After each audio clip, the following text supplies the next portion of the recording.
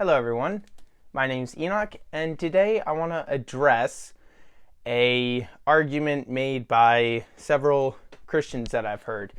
And it's kind of like an analogy, it's kind of an argument, but when it's said by like the Christians I've heard, it's usually like this huge impactful illustration that's like a mic drop bomb going off, like checkmate atheists, like supposed to be this amazing like demolition of atheism. Anyway, so first I'm going to tell you what it is and talk about it, and then I'll discuss my rebuttals and thoughts. So what they do basically is they take a circle and they say, let's say this circle represents everything there is to know. Everything there is to know is in this circle. Now, how much of everything do you know?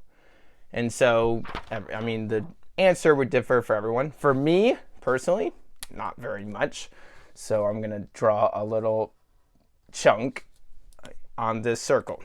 Let's say, I don't know, about like that. Let's say I know that much, and this is everything there is to know. I have no idea, but that could be a fair estimate.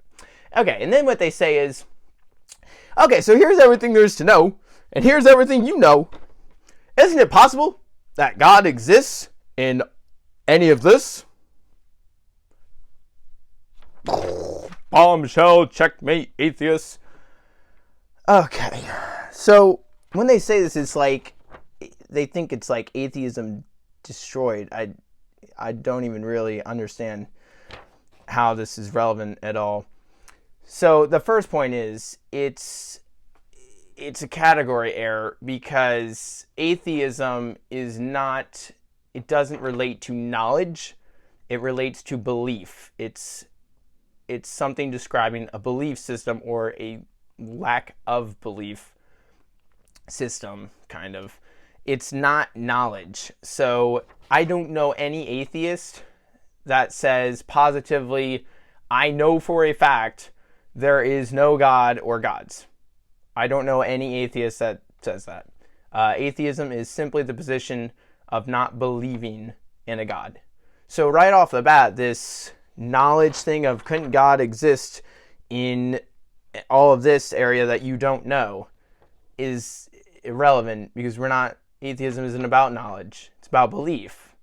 So it doesn't even really like match up with what we're trying to discuss. But anyway, so that's the first point I'd like to make. And then the second thing is, this is kind of just, I can rebut this with another illustration, basically just using it myself. Let me just turn and use the illustration on them. So let's say I'm asking a Christian, how much do you know? Oh, I know all this. Or, no, this is everything there is to know. How much do you know? Let's say they know a lot more than me. Let's say they know a good chunk. They're super smart, super intelligent, and they know this much. All right, so they know all this. And I say, okay, that's amazing. But here's everything that you don't know.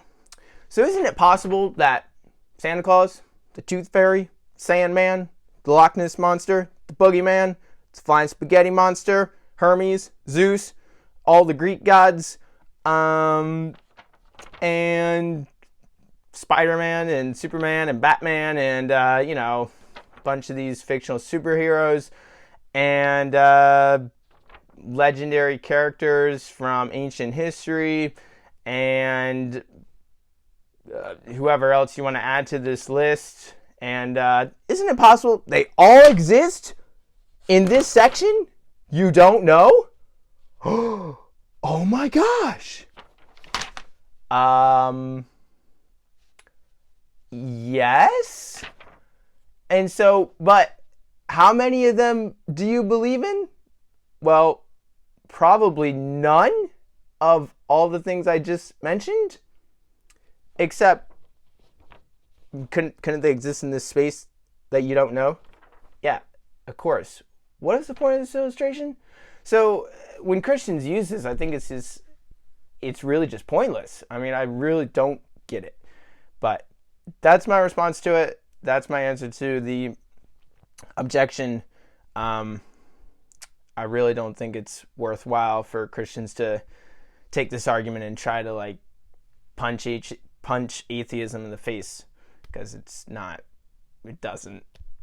Anyway, I'll see you guys in the next one.